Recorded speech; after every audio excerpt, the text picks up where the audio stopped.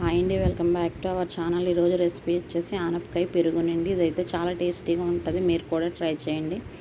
ముందుగా అయితే ఆనపకాయని చిన్న చిన్న ముక్కలుగా కట్ చేసుకొని ఉడకబెట్టేసుకోవాలండి. ఉడకబెట్టుకుని పక్కన పెట్టుకోవాలి. అలాగే దాంట్లోకి ఒక చిన్న ఉల్లిపాయ, అలాగే పచ్చిమిర్చి సన్నగా కట్ చేసుకోవాలండి. కరివేపాకు, మినపప్పు, ఆవాలు, జీలకర్ర తీసుకున్నానండి.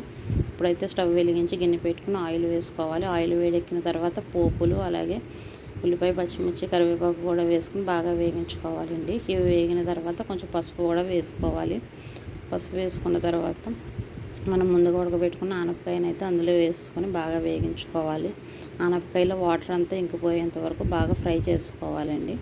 దానికి సరిపడినంత సాల్ట్ వేసుకుని బాగా కలుపుకోవాలి. అంతే అండి, ఆనపకాయ అయితే రెడీ అయిపోయింది. చల్లారిన తర్వాత ఇప్పుడు దానికి సరిపడినంత పెరుగునైతే వేసుకొని మనం కలిపేసుకోవచ్చు అండి. కలిపేసుకుని కొంచెం కొత్తిమీర వేసుకుంటే ఆనపకాయ పెరుగు కర్రీ అయితే రెడీ అండి. మా వీడియో మీకు నచ్చినట్లయితే లైక్ చేయండి, షేర్ చేయండి, సబ్స్క్రైబ్ చేయండి. Thank you for watching.